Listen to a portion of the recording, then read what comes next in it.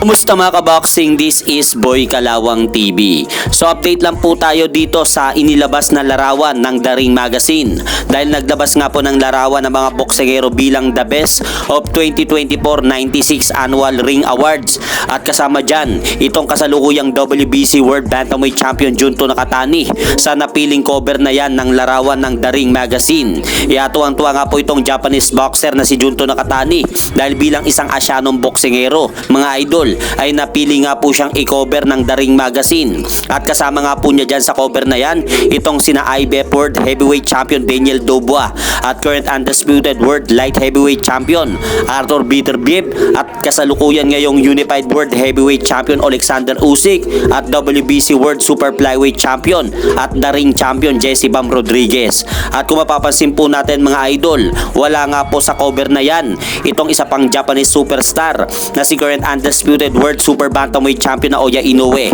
Kaya isang malaking achievement na maituturing ni Junto Nakatani na mapasama siya sa The Ring Best of 2024 96 Annual Ring Awards.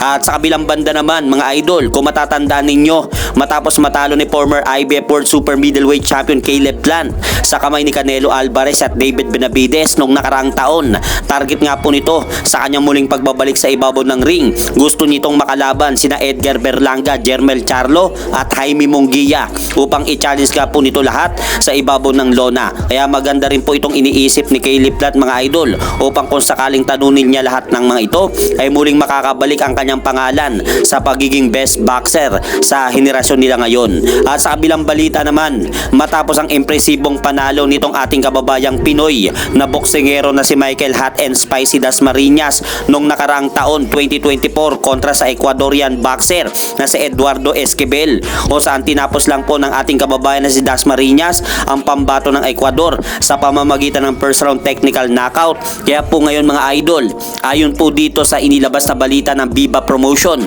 muling magbabalik sa ibabaw ng lona si Michael Hot and Spicy Dasmariñas sa buwan ng Marso 29 sa bansang Japan upang harapin po nito ang pambato ng bansang Japan na si Kyusuke Okamoto para sa isang 8-round non-title bout na laban sa featherweight division. Kaya magandang pagkakataon nga po ito mga idol para sa ating kababayang Pinoy na boksingero na si Michael Hot and Spicy Dasmariñas upang kung sakaling magtagumpay nga po ito sa kanyang paparating na laban sa buwan ng Marso ay mas lalo pa pong aangat ang kanyang pangalan sa featherweight ranking. At hanggang dito na lang po muna ang aking update sa mga ganapan sa mundo ng boxing. At syempre mga idol, huwag nyo rin pong kalimutan, pakisuportahan nyo naman po muna ang ating munting channel. Maraming salamat po.